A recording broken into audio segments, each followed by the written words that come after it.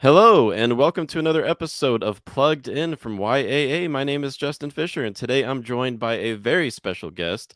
Today we have Scott Case, the CEO and co founder of Recurrent Auto, joining us. Recurrent Auto is an amazing company that believes anyone should be able to confidently buy a used electric vehicle without worrying about battery health issues. So today we're going to talk about Recurrent Auto's product, their mission, their journey, and plans for what's to come. So if you think a used electric vehicle may be in your future, you don't want to miss this. Scott, thank you so much for joining us. How are you doing today? I'm good. I'm just sitting here in my attic. I wish I had a special background like you do, but it's whatever. We get there. We'll get through it. Yes, green screens are fun. So let's kick it off with your story. So, how did you find yourself in the world of electric mobility? And where did you come from? How did you get here? And where are you going? Yeah, sure. Before starting Recurrent, I spent 10 years building a company called Energy Savvy, which helped people make their houses more energy efficient. So I definitely been in clean tech and climate tech since before it was cool.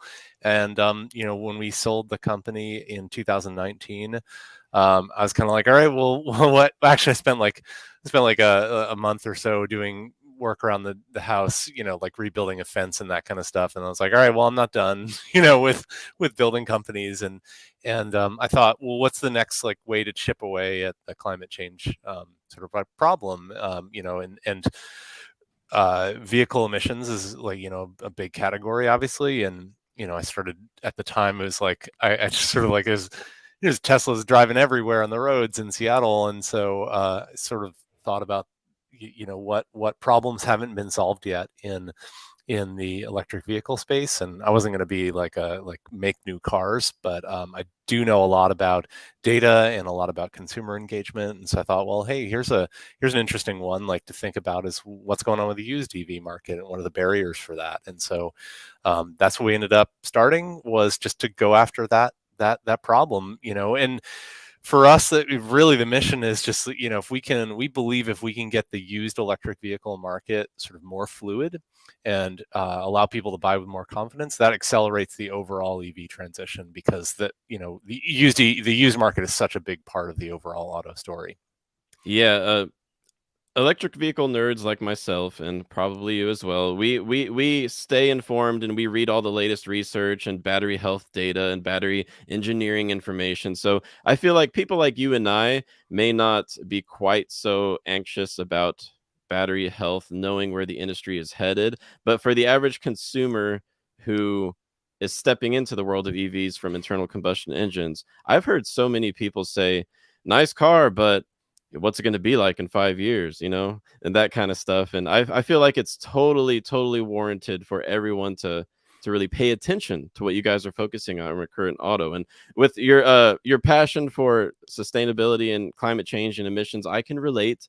I've told Zach that when I was in middle school, the first Toyota Priuses came out. I used to count Priuses from the school bus, and not many people can say that. So I can relate with caring about that push behind sustainable transportation. Of course, there's work to do, but we're getting there. Yeah. So, yeah, thank you so much for sharing that. And let's talk a little bit about where we're headed, because in 2022, there are vast differences in EV adoption globally. I know in the United States, we're at roughly 4.8 to 5.2% EV market share among new vehicle sales. So let's call it five. We'll call it five. Sure.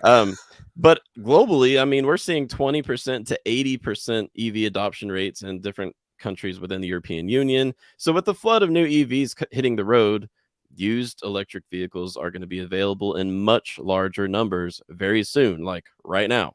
So tell us a bit about Recurrent Auto and how your mission and your goal is going to basically fill a much needed niche in the world of used EVs. In other words, what is your product and Yeah. what does it aim to do? Yeah, so we kind of do two things. So if you are an EV shopper, a used EV shopper, um, you wouldn't buy a used car without looking at a Carfax report for it. So what's the accident history, what's the service history, those kinds of questions. Well, for used EVs, the other important thing that you need to look at is what's going on with the battery, and how does that compare to when it was new, and how does that compare to all the other ones of that same make, model, and year. And so that's what we essentially have a condition report that used EV shoppers can look at to understand that question. And it's really, you mentioned earlier about like, yeah, the battery nerds, like, kind of whatever, we got this, right? But over the last 18 months, we've really seen this big transition from the people that are buying EVs now, new and used, are not just the battery nerds anymore. I mean, it really has entered into mainstream purchasing. Like when my uncle called and was like, "Hey, I want to get an EV. Which one should I get?" I'm like, "Yeah, this is like a 75-year-old, a 76-year-old man in Nevada." Like that's where I realized, like, oh, this has jumped to the mainstream now. So we're trying to answer those questions about like how's the battery that everybody's asking, and do it in a really kind of friendly and understandable way that you don't need to be a PhD data scientist to understand. So that's like from a shopper perspective.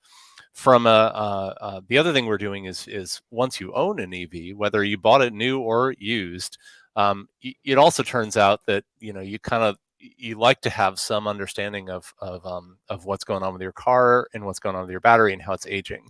So everyone, you grew up, you learn how to take care of a combustion engine car from your parents or your grandparents. Like, yeah, you get the oil changed twice a year, and you rotate the tires, and this, that, and the other thing. And it turns out like people aren't bringing these cars in for service very often, and so there's a real need and a real interest in, I want to know that my car's okay. I want to know my battery's okay, and so we provide an ongoing free monthly kind of report on how your battery is and how it's aging to anyone who buys an EV and sort of owns it over time. So there's really two products, one for shoppers, one for owners. Obviously, people become, once you shop successfully, you become an owner. And then eventually, we're seeing a lot of people now moving into their second EV or third EV. And there's a very strong loyalty to the fuel type. So once you go electric, you typically don't go back. So there's just this kind of migration that's happening, and we can, I think, help serve people a number of times throughout their life cycle on auto purchases. And throughout our conversation, you kind of reminded me that, yeah, the reason why I personally have not been, losing sleep over my battery's health is because I am so deep into this that I knew Recurrent Auto existed, and I was like, yeah, some people are working on this. I'm going to be able to learn about my battery's health, and if something happens, I'll know about it, before it gets too bad. So no worries. But not everyone has that kind of time to just research the hell out of EVs, I guess. So Yeah. I love what you guys are doing to bring. It's really going to bring electric vehicles to the masses, where EV skeptics are going to have something to lean on to kind of see that electric vehicles are not a black box anymore. I know you guys have talked about how in the past, and really up to this point, electric vehicle battery health is, essentially a black box where you got to crack the code to see how has this battery been treated and how has that affected battery degradation.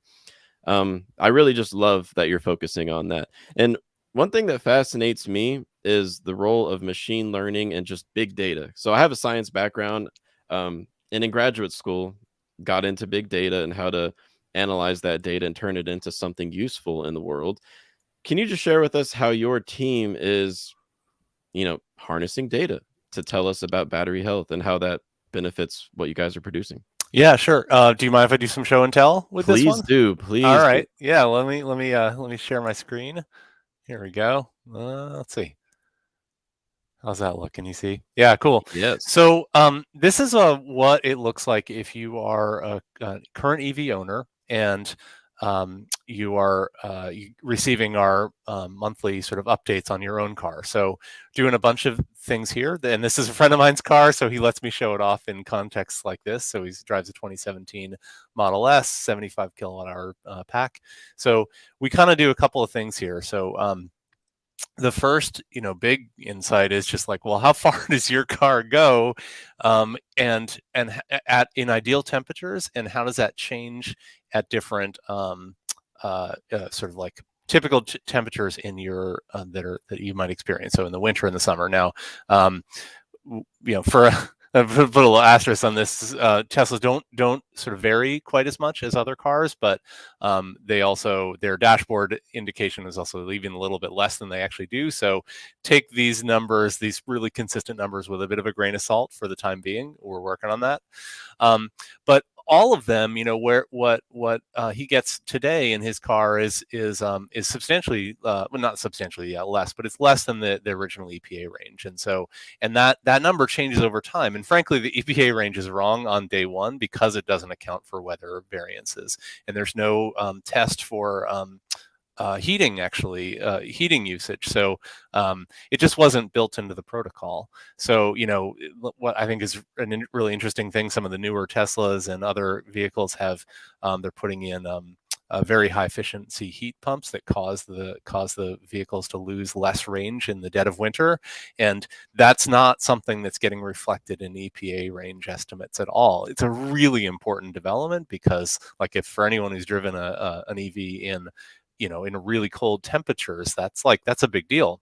And so we're reporting on that and showing and allowing people to do that comparison of, like, what does it mean to buy a Model Y with a heat pump versus another EV with a resistive heat, or even actually a previous Model Y with a resistive heat. Wow. So the other thing we're doing is, like, giving people, this is just very simple, and just a glimpse into the data that we're showing. You asked to begin with, what are we collecting? So for when you sign up, you're giving us permission to grab, it's like 5 data points from your car 3 times a day. This one's a special case where he's in a special little experiment we're running, where we call his car like 10 times a day or more. But for most people, it's 3 times a day, and these dots are essentially what we're grabbing. So it's the vehicle's odometer number at each of those times, what its state of charge is, which is what you see graphed here over the course of a month, what the vehicle's range estimate is. So it's the same thing you could see on the dashboard. What's it showing to you? Whether it's plugged in or not, whether it's charging or not. So those 5 data points 3 times a day is what you're giving us permission to do. So at this point now we have over 9,000 actively enrolled cars into this service across 45 different makes and models. And so every one of those is sort of spinning off data points for us all the time. And so, at this point, it's like 25-30 million data points that from this set. And importantly, like, these are from cars all over the country in all kinds of different climates. And so we understand, because we map back from the person's, we don't know exactly where their car is, but we ask for their home zip code basically as a proxy for what temperatures is that car exposed to, likely, assuming it's usually, typically it's around its home for the most part. And so that gives us the ability to kind of understand how these cars are doing in different temperatures basically, and that sort of thing. So here we're giving a little bit of a sense of, like, again, for a deep battery nerd can say, well, yeah, of course I know that I should only be mostly putting my car between 30 and 80% for the long-term health of the battery.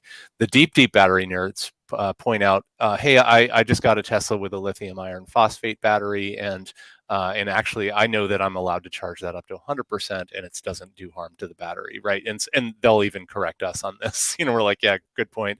We need to find the 14th digit of the VIN to determine that you have a lithium phosphate battery instead of a lithium or an NMC battery.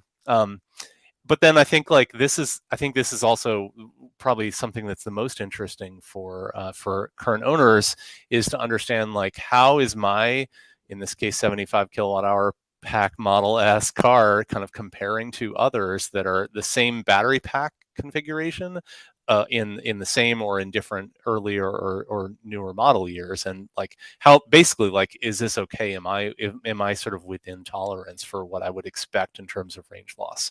And so that's what you're seeing on this. So how does it connect to the car?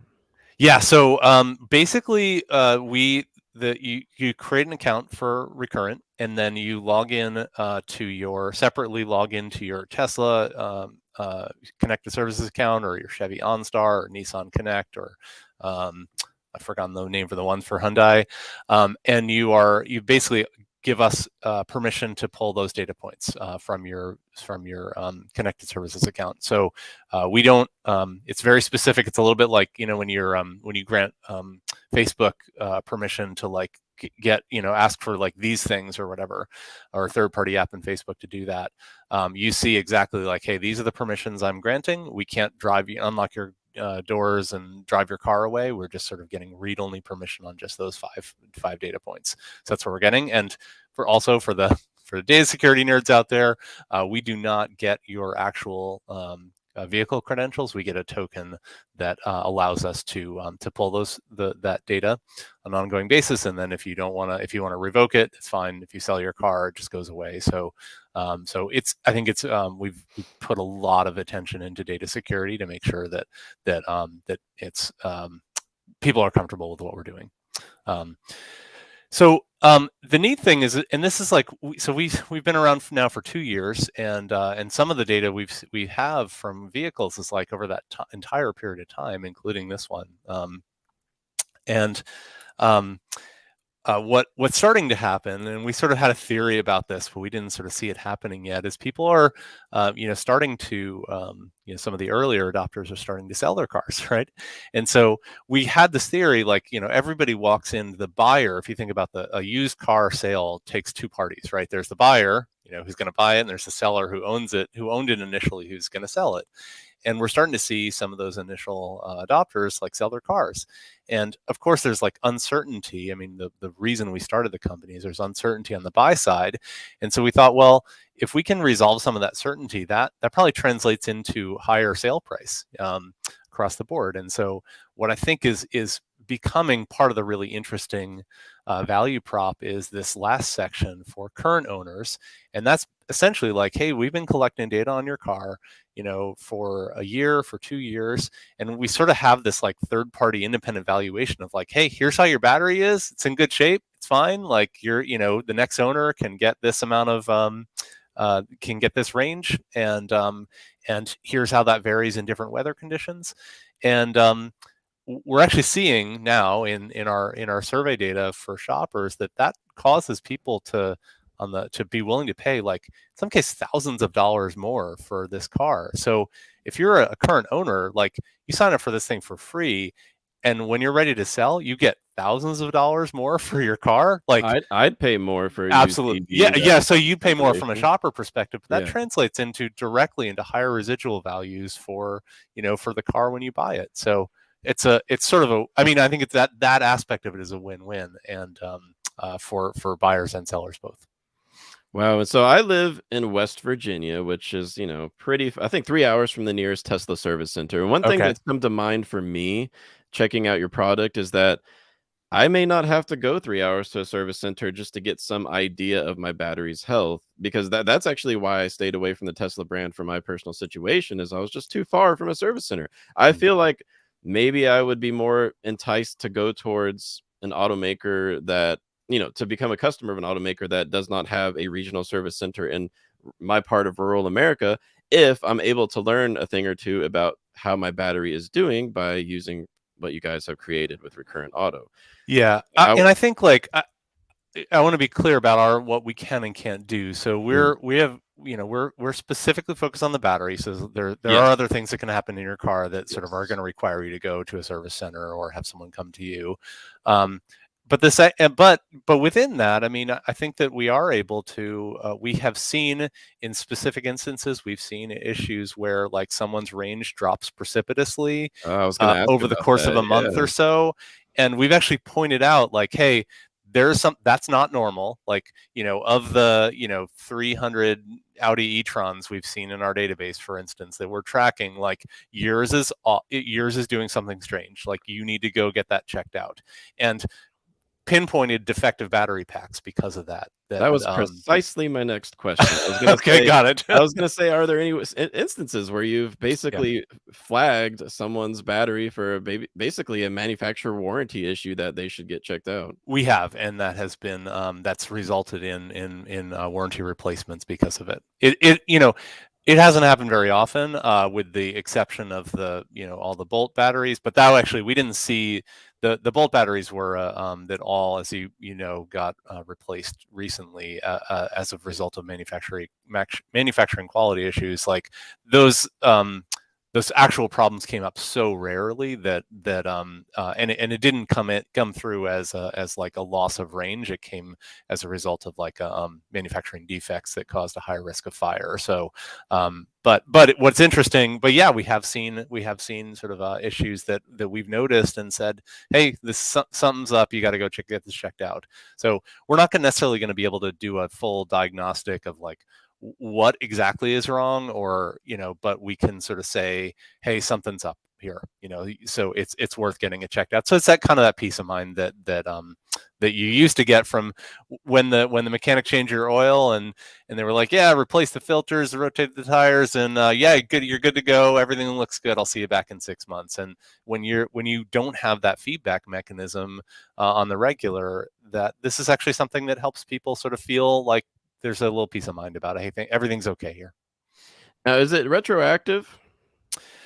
No, so it's not. So that's why, yeah, that's a really interesting question. Well, okay, let me phrase it this way: is when you sign up, you're, let's say you've owned the car for a year, we will be able to sort of say, well, here's where you're at. After, we need a couple of days, we need a week or so of data where we get a bunch of reads, and then we're like, okay, so here's where you're at. Now, we won't have the history of, well, we know where it started. Mm-hmm. Typically, there is some variance in the battery at the beginning, just from two equal cars. Like one could have a slightly better battery than the other one when it's brand new, but it's just due to manufacturing variances. But basically, like, let's say they're all about the same at the beginning, and then let's say you sign up your car a year in, we'd be able to tell you, well, this is what this is where how much range you've lost in over that period, and whether that's normal or not. But we can't go back and sort of pull data from daily data from the whole time you weren't signed up. That's still very, very valuable to know, even just the short-term data. Like if I was going to look at a, I don't know, let's say I wanted a real budget 2013 Nissan Leaf, and I was like, yeah, I'm okay with 75 miles of range. It would still be very, very valuable to know even just that pinpointed data from, let's say, the past few weeks. Say it was a private sale, and I told the seller that, yeah, I'd like to see a week's worth of your recurrent auto data. I would still consider that to be very valuable as far as the capacity, the battery retention that you're able to collect just from a week's worth of data. Totally. Yeah. So, and that's actually a good transition to second show and tell, right? So here I go again. Here we go again. So because from a buyer shopper's perspective, it looks a little different. So this is a shout out to one of our customers, Green Eyed Motors in Boulder, Colorado.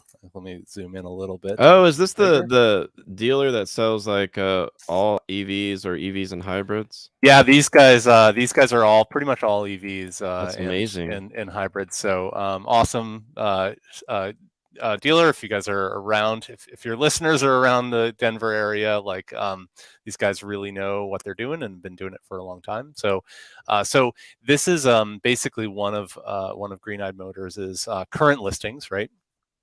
And what you're seeing here is the recurrent report for this battery. So first of all, obviously this car's for sale, so you see a price tag here. Probably by the end of this podcast, this car will be sold already.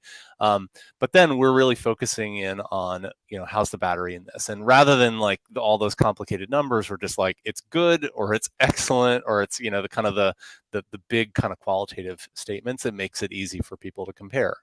And then we're doing, if you you can drill into the range thing, which is, I think, the primary sort of thing that a shopper's looking for. Here again, like 150-mile EPA range, our expected range is actually like at or the same. I mean, this car is like 3-4 years old at this point, so very similar. And the fact that like so current EV drivers will know that it's not crazy for a car to, even a used car, to get above its EPA range in ideal conditions. So that's what you're seeing here. So this one's pretty close. And then also important for a buyer is like, well, what's this going to be in 3 years? Like, where's it going to be? And so we're doing that. And here, I think this is, we try and also do this for each car.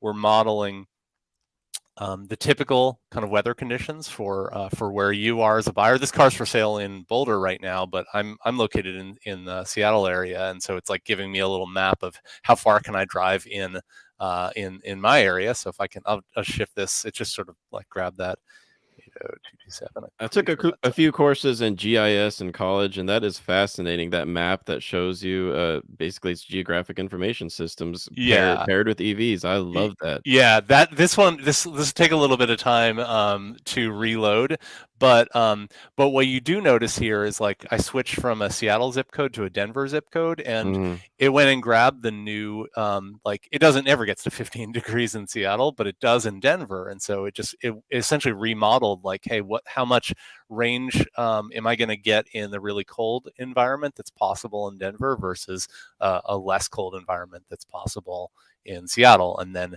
it updates the map. And these cool fractal images, or this is actually turns out to be really hard to do, because we're essentially what we're doing is calculating every single like road you can use to get to to get within that 150 7-mile range in this case. So it's pretty wild.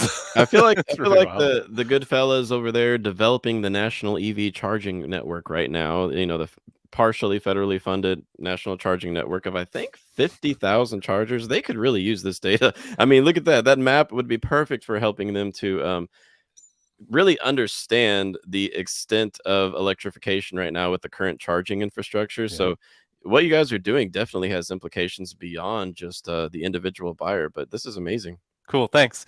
Yeah. So anyway, you're getting the idea of what we're doing and what it looks like from a buyer, from a shopper perspective, which is really just, it's a much simplified version of what you get when you're an EV owner. But it's like it kind of speaks to those really important points that are, frankly, not answered by car dealers and by condition reports that are out there today.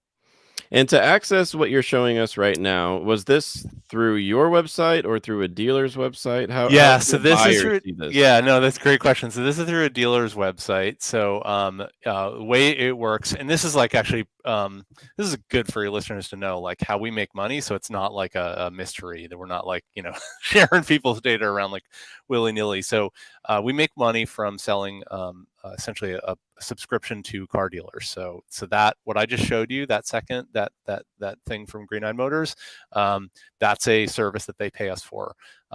That's how we make money. We don't make any money off of individual EV owners. But what we do is we use the data from all those individual owners to essentially do the machine learning and modeling for the cars that show up for sale. Okay. So, the trade for an individual owner is like, hey, you let us use your data, and you let us throw that into a giant, machine learning model, and then gets used in aggregate and anonymized to then predict the health of cars that show up for sale, and then that's when we make money from the dealership subscriptions. Have you received any, like, pushback from automakers basically saying, "Hey, we wanna be in control of this data, not you"? We have not. That's I good. mean, I think that there is there's two interesting sort of like things going on here. One is that connected vehicles are a pretty new thing, and I think like for the most of the manufacturers, there's like it's sort of just the wild west of what's useful, who's using data for what, like what are the good interesting use cases that help. Everything I showed you here is like um, is actually in the interest of the automakers, because there Mhm. is an uncertainty for the used buyer, and we're helping sort of reduce that uncertainty, and that means that cars when they're used sell for more, which means that they have a higher residual value when they're sold new, which means that manufacturers can charge a little bit more for them and make more money.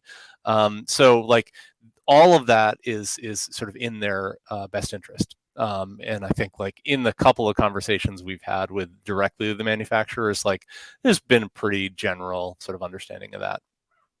That's But great. the other thing I will say is there is a rich tradition of third-party valuation services in the used auto space, because kind of everyone knows that there's there are some parties that are really interested in the transaction and get money off of like, how much do I sell this for? And then there are other parties like us that we're just the referee calling balls and strikes, and we don't make any more money if the car sells for more or less than we do. And so there's a financial sort of like disinterest basically that we have, and there are other similar parties like that. What you've already created with Recurrent Auto is amazing and definitely transformative. It's a game changer for the used EV market, which is clearly growing.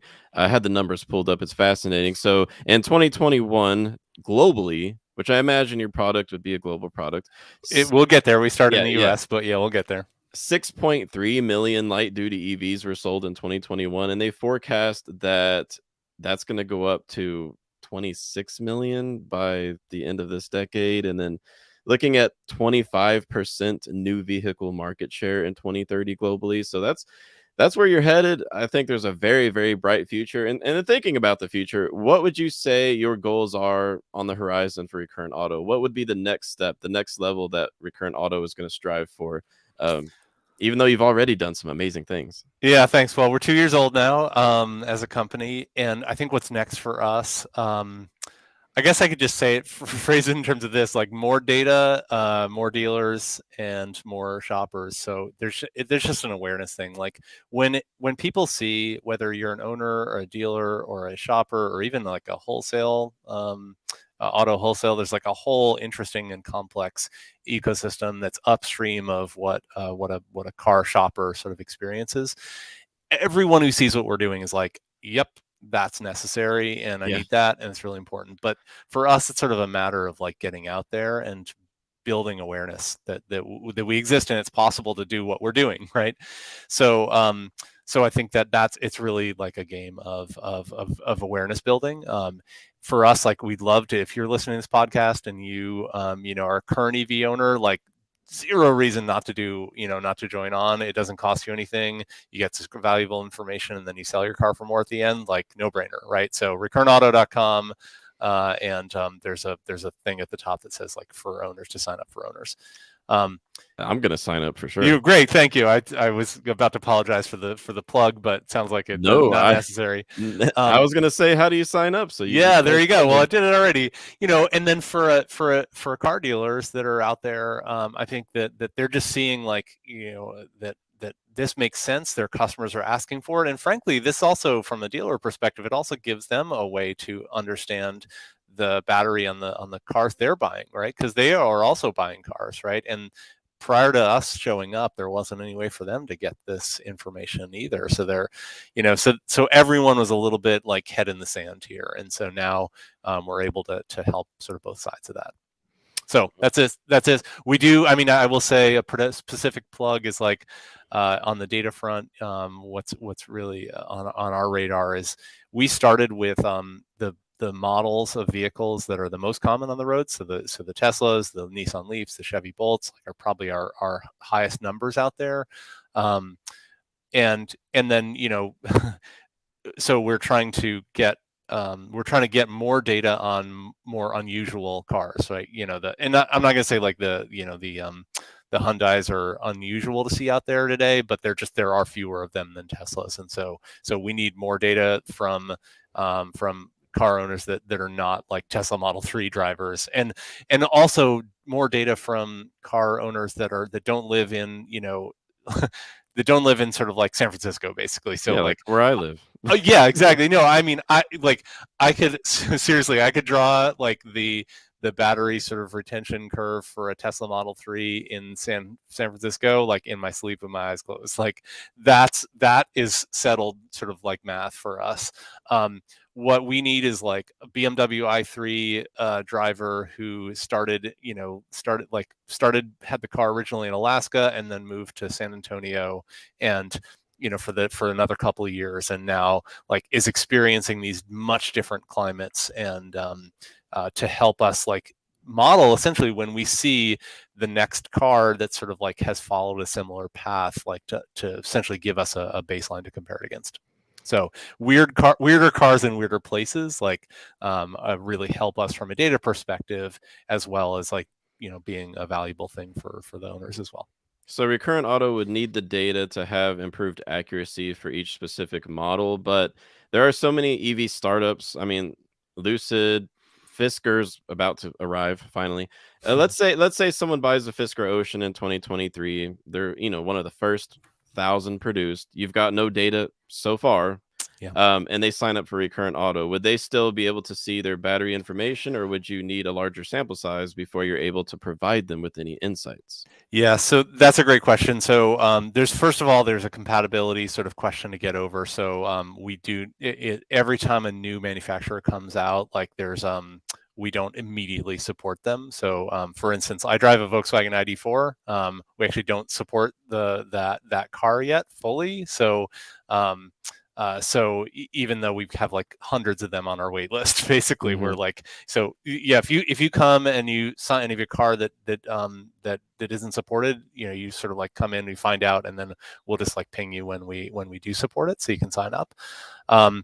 But yeah, so first of all, data access, and then second of all is data sufficiency. And for that, we do have some ways to kind of jumpstart data set. So actually in my car, I have a telematics device that's streaming data. It's a plug-in thing that goes in the onboard diagnostic port. And I've had it in there now for 6 or 8 months since I got the car, basically. And that's just like seeding data for us so that we can see like how's the real range of that car in the winter, in the summer, and then essentially creating a starting set for us so that when we open it up for everybody, that will be something that's that sort of gives some value right away, because we can sort of say, hey, well, this is what you should have, at least compared to a sample set of 5 or 10 or whatever. It's not like the 3,000 Model 3s that we have, where it's like we really get, if you come in and you're like, we know exactly where you should be, and if you're above or below that, then we can say that with a lot of precision. But yeah, if you're like early adopter of a Rivian or a Lucid or Fisker, sort of all those interesting cars, like we'd love to work with you to sort of get like sort of add you to the seed data pile, which maybe works a little bit differently.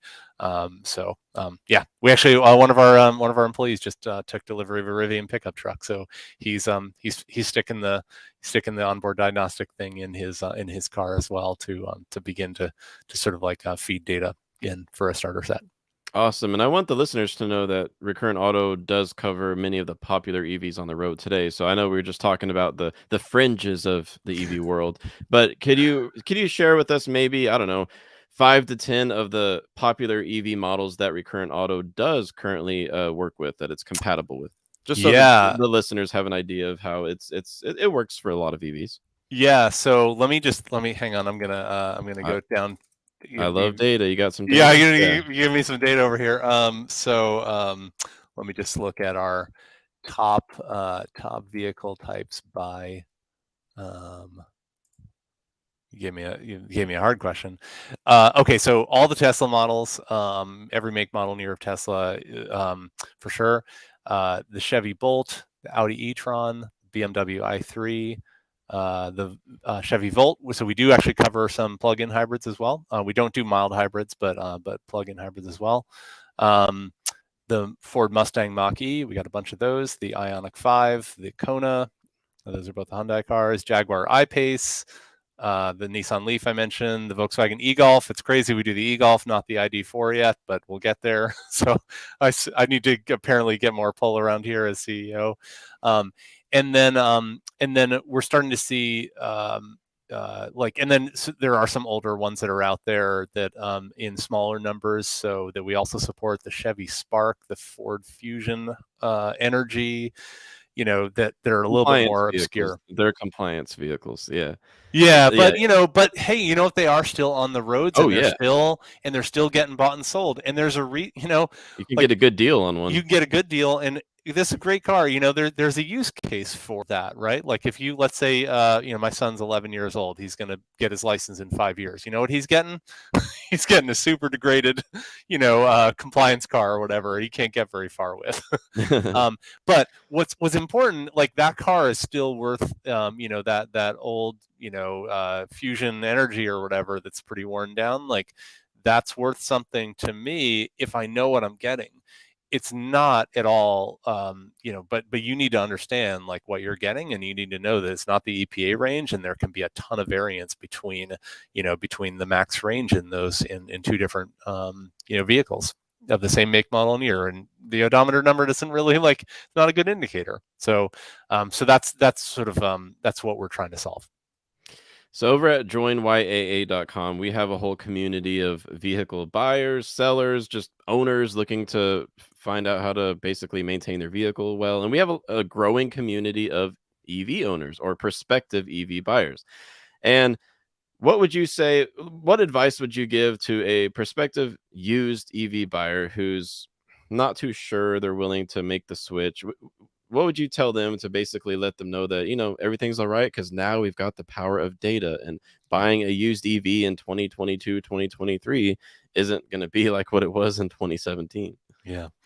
So I guess what I would say is that generally speaking, EV batteries as a whole are holding up, I think, better than people's expectations. So everyone walks in to this purchasing decision with the mental model of like, I've had an iPhone, if I probably had several iPhones over the course of my, over the last 10, 12 years, and I've seen the battery wear down. It means I can't talk every day, all day, every day anymore. And that happens over time. So there is a natural, people kind of understand there's a natural sort of wear and tear that happens on lithium ion batteries as you recharge them. However, so that's a helpful model to understand what's happening in cars, but it's also not helpful in the sense that like cars aren't running out wearing down like iPhones do. It's a different chemistry and a different battery size and everything like that. So like generally speaking, the EV batteries are holding up pretty well. But you could have a situation like very, very common where, you don't get like the EPA range is 240 miles, cars sort of 3, 4, 5 years old, you get 220. It's fine. What's the matter with that? You just need to know, and you need to know also, like, am I going to get 220 on this car or 210 on this other car that's same make, model, year, and maybe odometer number? It just how it was charged, how the heat that it was sort of exposed to, the way that the owner drove it and charged it, all those kinds of questions sort of factor in. And you don't want to pay the same amount for a 210 versus a 220. You want to pay more for a car that gives you more utility and will last longer. So I think like that's what I would say is we're not like out to bust automakers. These are great products, like and it's incredible. Like I love driving an EV, but we're trying to sort of provide some transparency around like, hey, you should pay this amount for this car that's in better shape from a battery perspective than this other one. Well said. Well, thank you so much for sharing with us what you guys are doing over at Recurrent Auto. And we could remind listeners one more time, how do you sign up for this free battery degradation, battery health report? How can the listener find your product? Sure. So recurrentauto.com, or you can Google recurrent. We come up right behind the dictionary definition of the word recurrent, but you'll find us if you just scroll down a little bit. There's a big thing at the top that says join for owners, and you sign up, create an account, connect your car, and you're off to the races. Yeah, I'm gonna sign up myself with my Ioniq 5 and share how it goes, share the experience with the viewers and listeners on episodes to come. So that would be fun. I would love to yeah. do like we could like set up a thing where we walk through your report, and we could even bring on one of our data scientists, and we can tell you what you've been doing wrong in your car.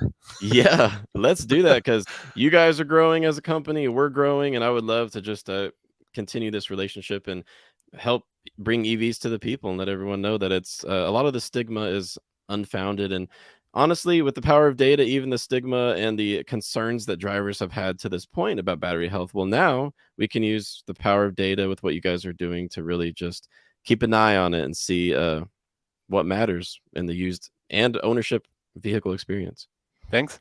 Thank you so much. So be sure to check out joinyaa.com for all of your vehicle needs, whether you're buying, selling, or looking for basically advice from auto experts on the best vehicle ownership experience, we've got you covered over there. And be sure to check out Recurrent Auto. They're doing amazing things. And Scott, let's have you back. Well, I'm going to download it. I'm going to get my car hooked up, look at the data, and we'll see what we can find out with my Ioniq 5. So thank Sounds you good. so much. Yeah, thanks a lot.